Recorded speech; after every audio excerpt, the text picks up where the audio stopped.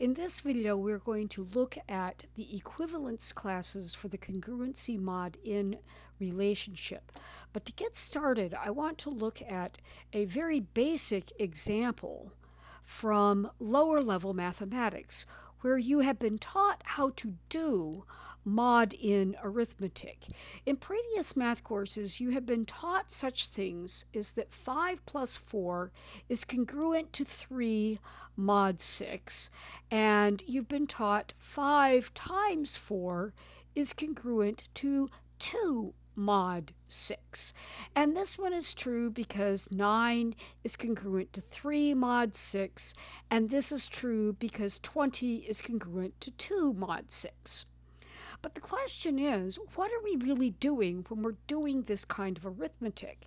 And it turns out that what we are actually doing here is we are adding and multiplying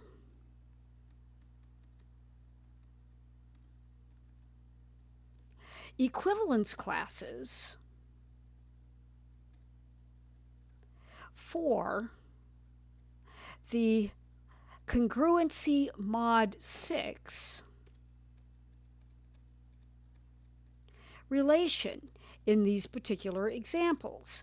In other words, to really get our hands on the abstract algebra of what's going on when we're doing modular arithmetic, we need to do more than just be able to do the computations informally. And in this particular video, we're going to develop some of the tools that we need for understanding what's going on in modular arithmetic from the theoretical and abstract viewpoint as opposed to just the computational viewpoint. So to get started, let's define what an equivalence class is.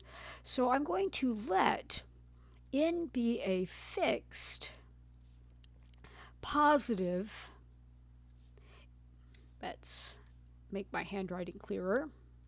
So n is going to be a fixed positive integer. And we're going to let k be just any integer. The equivalence class, so the equivalence class for the integer k under the congruency mod in relationship is defined to be the set written as k inside square brackets, and this is going to be the set of all integers such that the integer is congruent to k mod n. Now, to make this very clear, I want to make it understandable in terms of elements.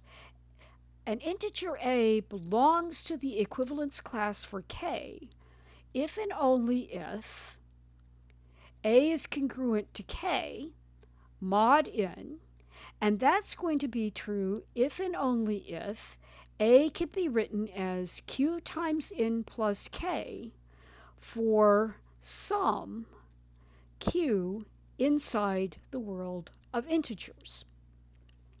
It's important to note that k belongs to the equivalence class for k because k is congruent to k mod n. We showed that in the last video. And there's one more little thing about vocabulary. We call k the representative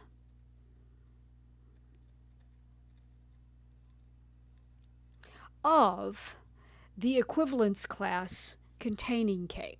So the thing inside the square brackets is referred to as a representative for the equivalence class. Now, there are a couple of really important facts about these equivalence classes, and that's what I want to look at next. And my first fact about equivalence classes is k and l are congruent mod n if and only if the equivalence class for k is exactly equal to the equivalence class for L. And this is an important particular result in both number theory and abstract algebra, and it's important to note that it is an if and only if theorem. So to prove this thing, we have to prove two directions.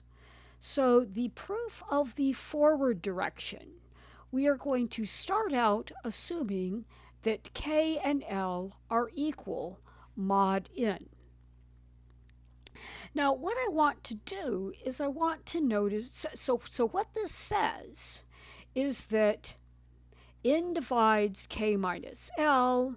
It also says that k is equal to q times n plus L for some particular L. There's a bunch of different ways of writing this. Now what I'm going to do is I am going to let x be any element of the equivalence class containing k. Now that's going to be true if and only if x is congruent to k mod n. But what I want to remember is that this is going to say that x can be written as q1 times k, no, not q1 times k, q1 times n plus k for some q1 inside the set of integers. But now what I want to do is I want to use this fact up here and substitute it in for that particular k.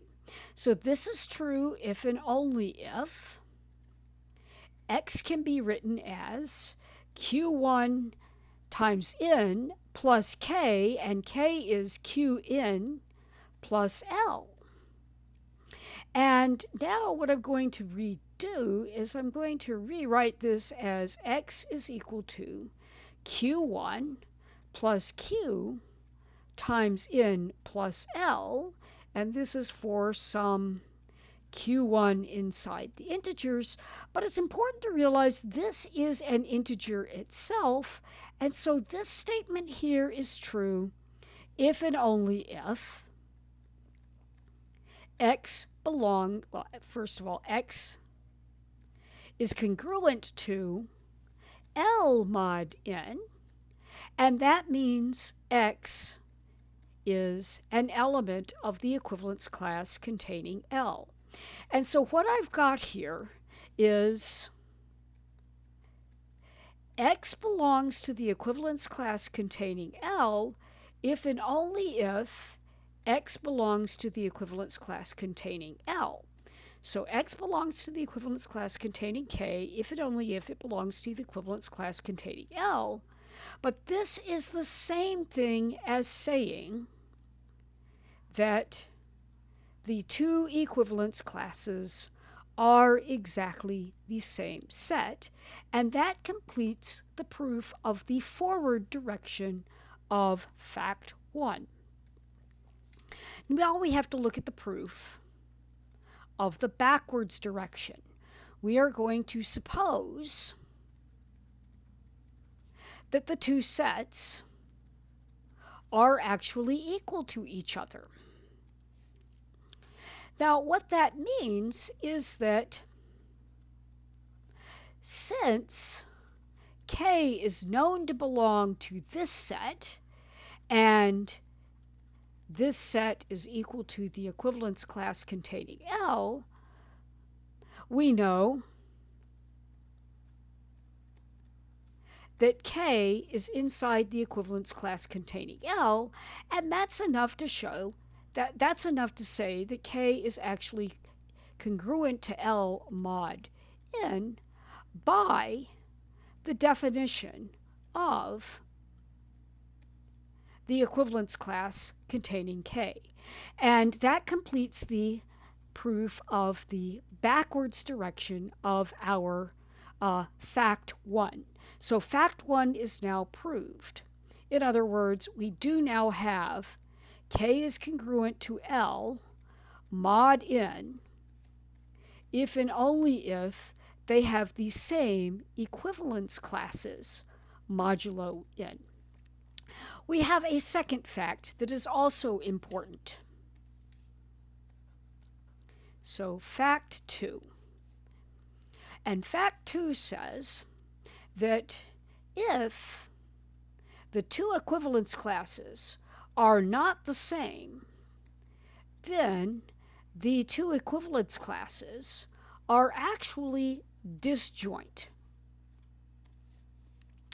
And the proof of this is a simple proof by contradiction. So I'm going to do a proof by contradiction. Suppose there is an x that lives inside this intersection. Then x lives inside this, which is going to imply that x is congruent to k mod n by the definition of congruency class containing k. And we also have that x is inside the equivalence class, that intersection, and that's going to say that x is congruent mod n. But transitivity of the congruency mod n relation says k is congruent to